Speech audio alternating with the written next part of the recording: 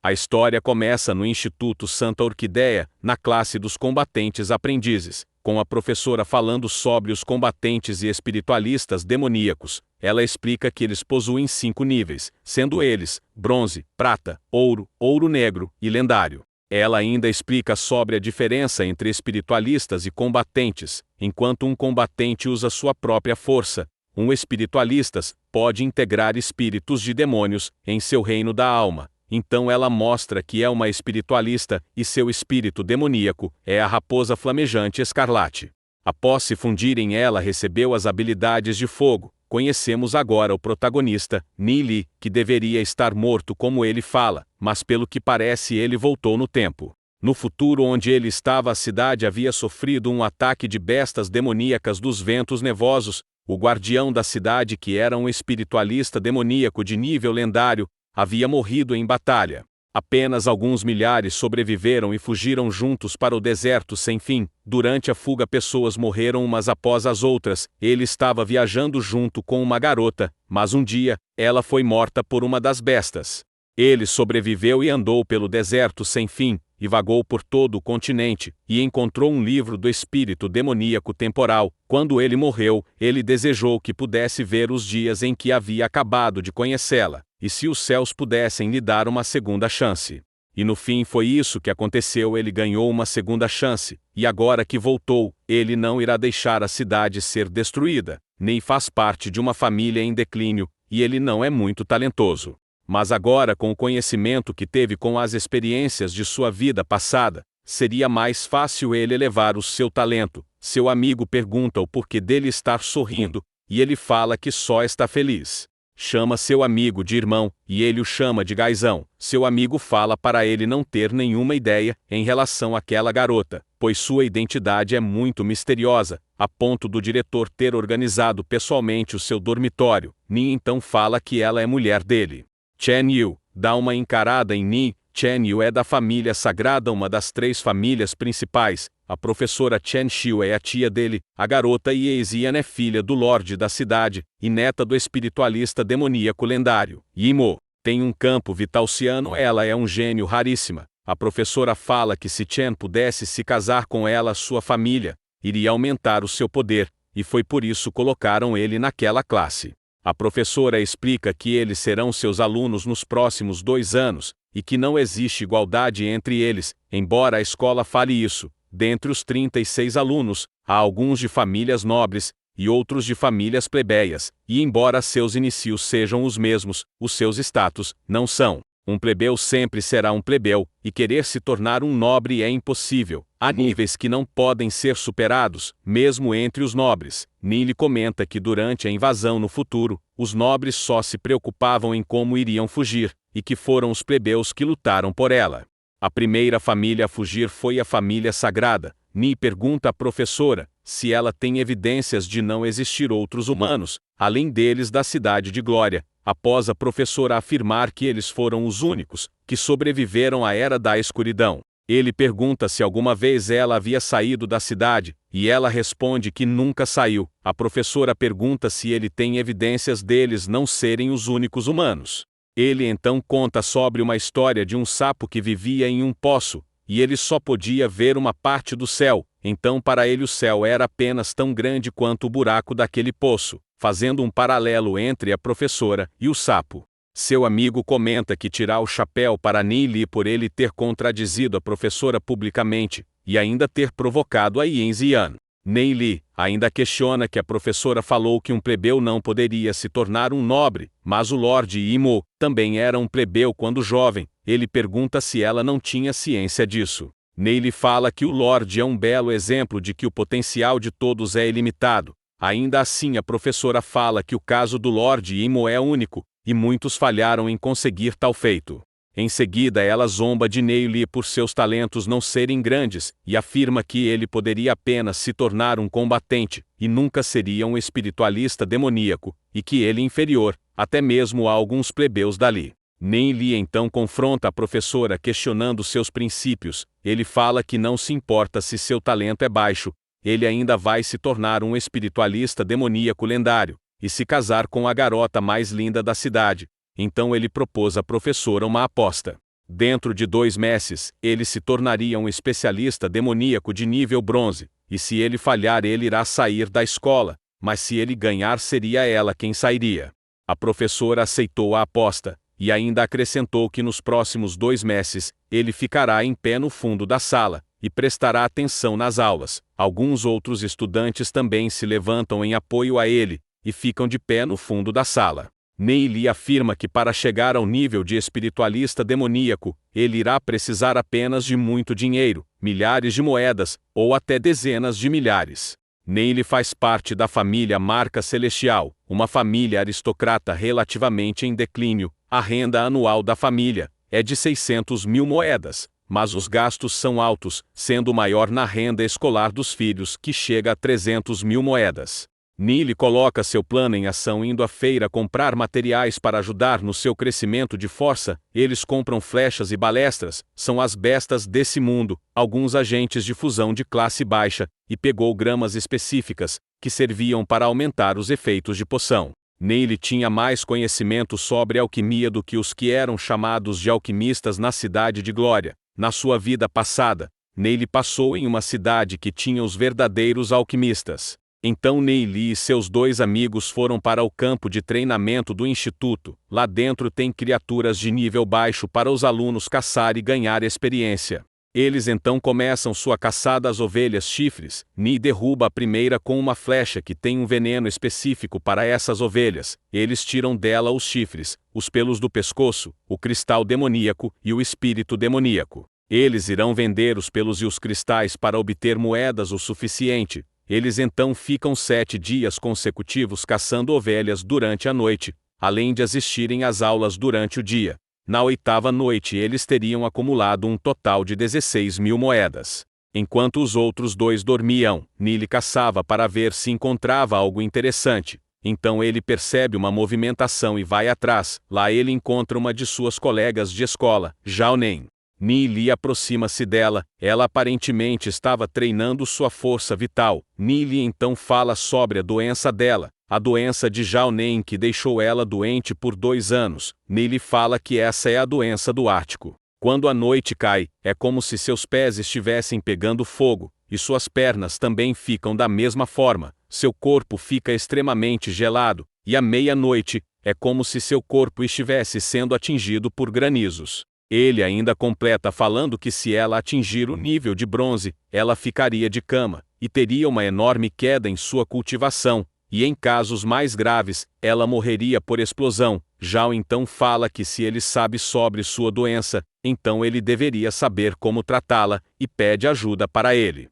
Nem então diz que a doença realmente pode ser tratada. Ele explica como deveria ser feito o tratamento, e também pede para ela pesquisar mais na biblioteca do instituto. Ele então pede para dar uma olhada na sua técnica de cultivação, e ao olhar, ele fala que aquela técnica era de nível baixo para alguém de uma família nobre tão grande.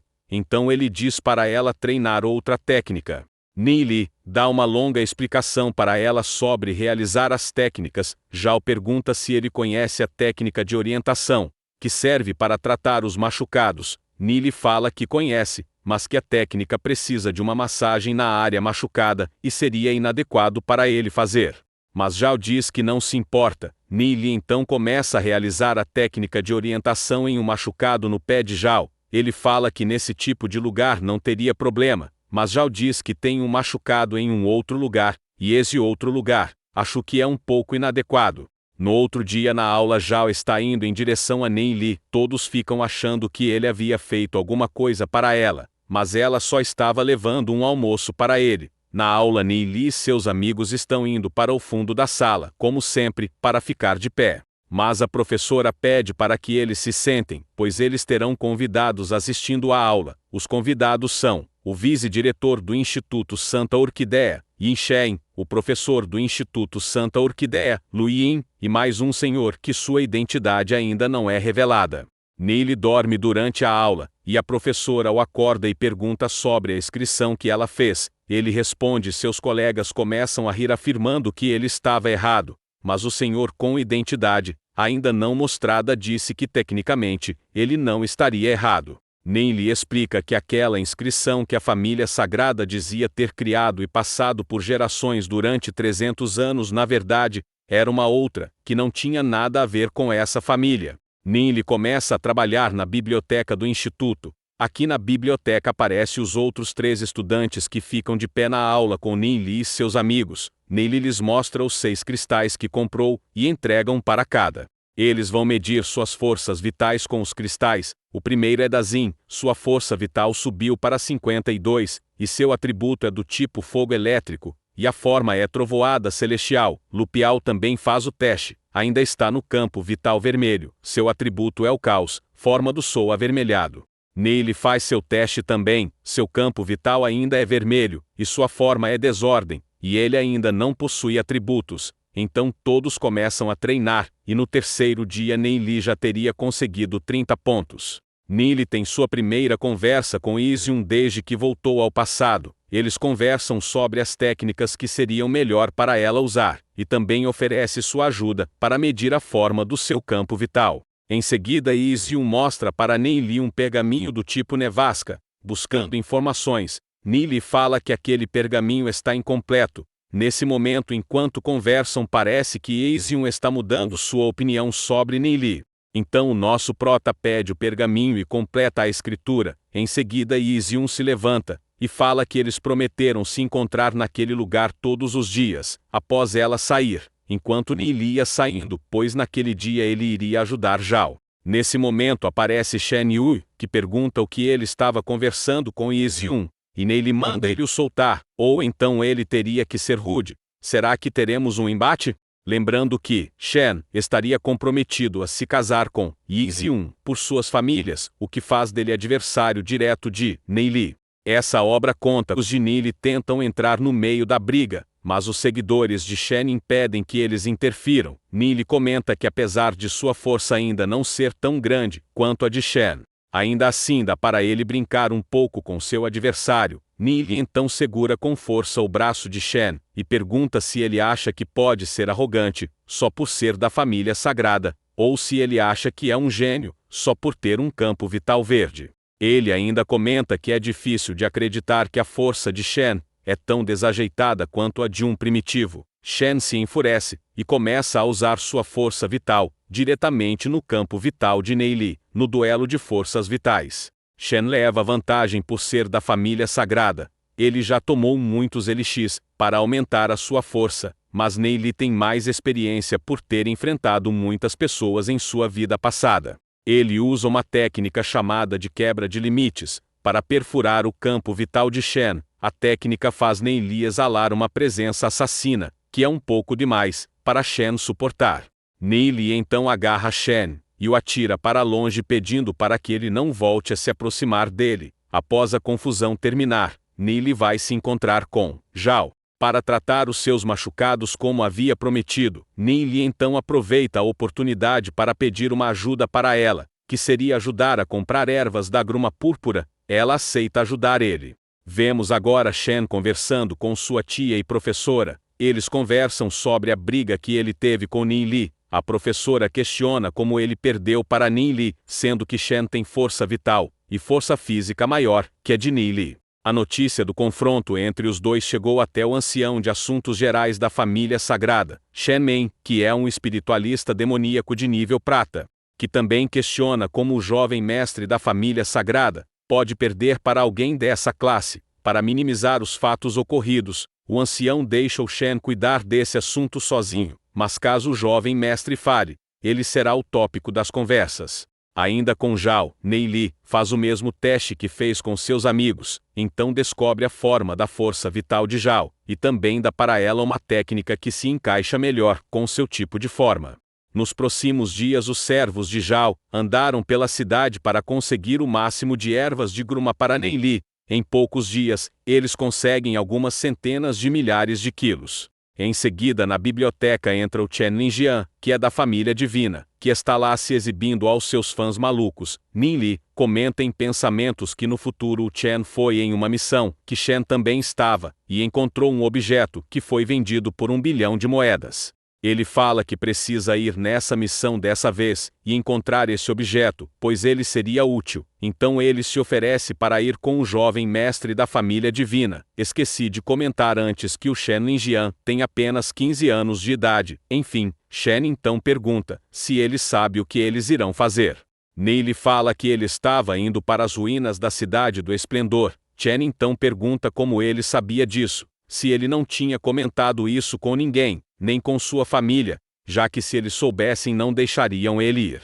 Neile fala que ouviu rumores que as ruínas da Cidade do Esplendor na vizinhança da Cidade de Glória, e que desde então havia várias pessoas se dirigindo para o local. Então, baseado nessas informações, ele deduziu que era para lá que o jovem mestre da família divina estava indo. Os dois então fazem um acordo. Neile queria que, caso encontrassem alguma coisa de valor, ele seria o primeiro a escolher. Chen acha que Neile tem algum mapa completo, então ele concorda com a proposta dele. No outro dia descobrimos o motivo pelo qual Neile estava atrás de ervas púrpuras. Recentemente os alquimistas da Cidade de Glória receberam uma carta indicando vários usos para esse tipo de erva. Quando eles testaram, descobriram que as informações estavam certas. Então as famílias nobres começaram a comprar mais ervas, que fez com que aumentasse seu preço de mercado. Ni começa a vender suas porções de ervas púrpuras, acumulando um total de 3 milhões pós-vendas. Com o dinheiro que conseguiu, Ni compra pílulas de agregação da alma, para aumentar sua cultivação. Ele entrega 10 pílulas para cada, e então começam a praticar. Ni explica que pessoas normais conseguem absorver apenas 10% das pílulas, mas com sua técnica de cultivação, ele consegue absorver 100% delas. O efeito dos elixes são fortes, e Ni aumenta sua força em 50%. Então Dazei alcança o nível bronze de uma estrela tendo treinado apenas por alguns dias, e depois de 2 horas, Lupiao também alcança o nível bronze de uma estrela, mas Ni ainda não conseguiu. Ele explica que a técnica de cultivação que ele usa é mais lenta que a deles. Yi Ziyan finalmente leva um cristal para Ni para que ele possa testar a forma de seu campo vital. No teste, Ni descobre que Yi Ziyan tem uma das lendárias formas de campo vital, a forma fênix de gelo. Ni então ensina para ela uma técnica de cultivação. Como sabem, as técnicas de cultivação devem ser usadas de acordo com a forma do campo vital do indivíduo. É uma informação que somente Ni tinha por ter presenciado esse avanço no futuro. A técnica de cultivação que Ni ensina se chama de Fênix de Gelo, 9 órbitas. Se a cultivação for feita corretamente, a pessoa ganha 9 vidas podendo reviver. Isso se o campo vital não tiver sido destruído. Capítulo número 32, que nas minhas anotações é o 31, porque para o resumo eu pulo capítulos que não contêm informações relevantes, mas eu leio todos. Vou aproveitar para pedir sua inscrição e seu like.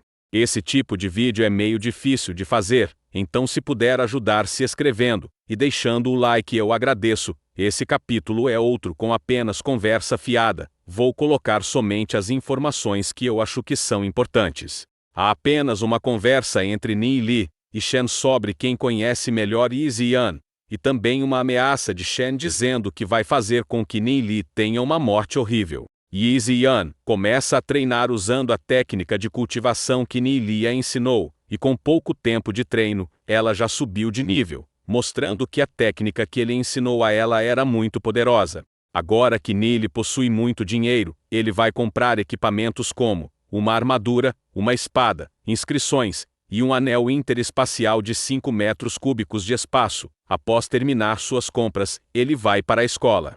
Mas no caminho percebe que está sendo seguido, e após algum tempo em um canto da escola, vemos que quem está o seguindo é Shen e seus subordinados, que ordena que eles acabem com Ni. Então eles partem para cima de Ni, que desvia do primeiro ataque, e ainda pede para eles não irem para cima dele, ou ele irá revidar. Mesmo assim eles continuam atacando, e de novo Ni desvia do ataque, mas havia outro atrás dele pronto para atacar.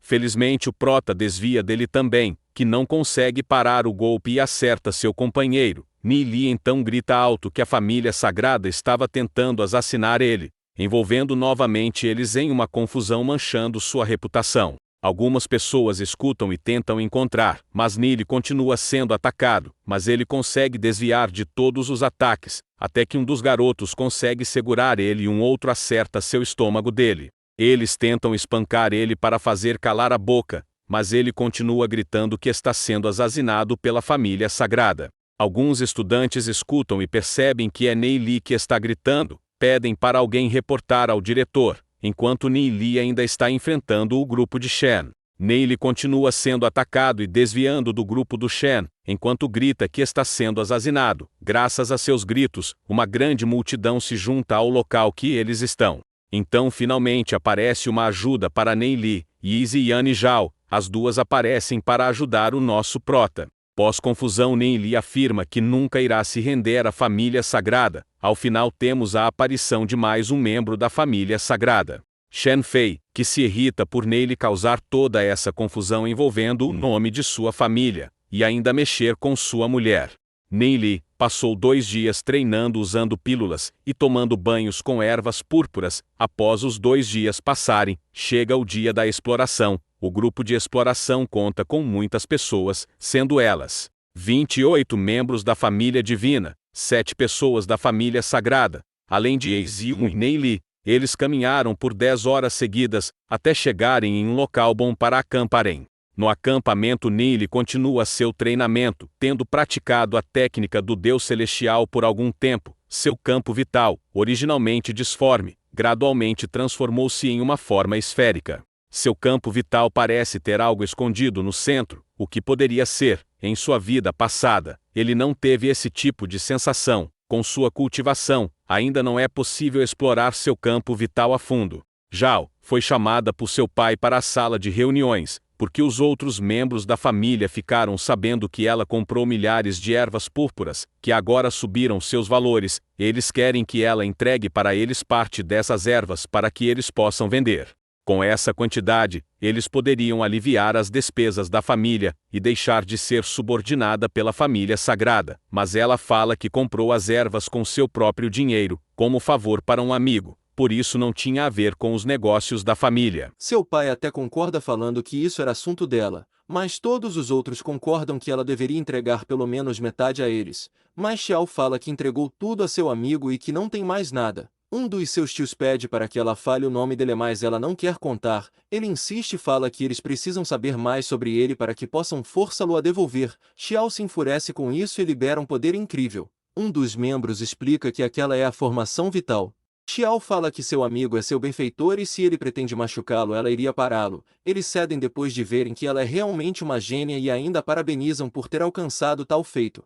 Agora mostra Neely, que já está com 82 pontos. Ele comenta que até ultrapassar os 100 pontos a cultivação ainda vai continuar lenta. Neely sente o cheiro de alguma coisa e vai atrás. Por sua experiência em sua vida passada, ele tem grande senso de perigo. O cheiro que ele sentiu pertencia a ursos-raposa. Ele dá uma explicação a Shen sobre essa espécie, e sugere que eles saiam dali à meia-noite, que seria melhor eles evitarem batalhas desnecessárias, e é exatamente isso que eles fazem.